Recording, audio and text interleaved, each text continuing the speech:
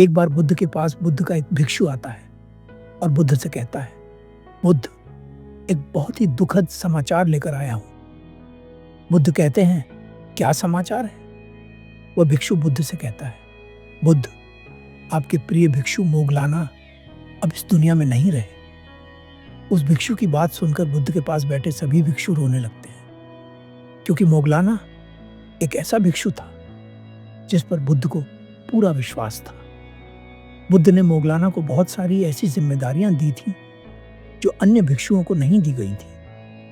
मोगलाना की मृत्यु का समाचार सुनते ही सभी भिक्षुओं के मन में पीड़ा की लहर दौड़ पड़ती है। बुद्ध के ज्यादातर भिक्षु दुख में डूब जाते हैं, परंतु बुद्ध के चेहरे पर किसी भी प्रकार का कोई भाव नहीं दिखता।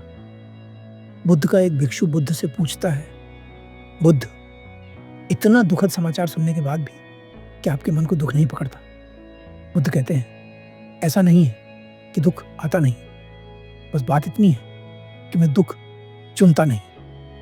बुद्ध की बात सुनकर वह भिक्षु बुद्ध से कहता है, बुद्ध, क्या दुख का भी चुनाव किया जाता है? दुख तो अपने आप ही हमारे मन को जकड़ लेता है।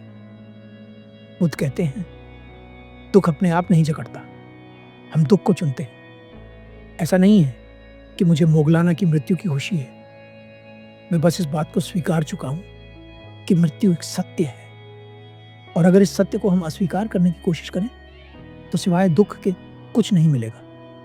जिस घटना के कारण आज तुम रो रहे हो, वही घटना मेरे साथ भी घटेगी, और वही घटना तुम्हारे साथ भी घटेगी। जब मृत्यु सबके लिए ही सत्य है तो इसके लिए रोना कैसा? वो बुद्ध भिक्षु बुद्ध से कहता है, बुद्ध, आपके मन को दुख नहीं पकड़ता, पर हम अपने मन को दुख से दूर कैसे करें? बुद्ध उस भिक्षु से कहते हैं, प्रिय भिक्षु, तुम अपने मन से दुख को तभी दूर कर पाओगे जब तुम अपने केंद्र पर पहुंच जाओगे, जहां पर पहुंचने के बाद सभी सुख दुख बहुत छोटे हो जाते हैं। तुम इन दोनों से ही बहुत ऊपर उठ जाते हो। जब तक तुम अपने केंद्र पर नहीं पहुंचोगे तब तक तुम्हारा दुख तुम्हें परेशान करता रहेगा और तुम्हारा सुख तुम्हारे भीतर वासनाएं भरता रहेगा। वह बौद्ध भिक्षु बुद्ध से पूछता है, बुद्ध, वह केंद्र कहाँ है और उस तक कैसे पहुंचा जाएगा? बुद्ध कहते हैं, प्रिय भिक्षु, वह केंद्र तुम्हारे भीतर है और उस तक पहुंचने का रास्ता ध्यान है। ध्यान एक रास्ता है जो तुम्हें तुम्हारे केंद्र तक पहुंचाएगा।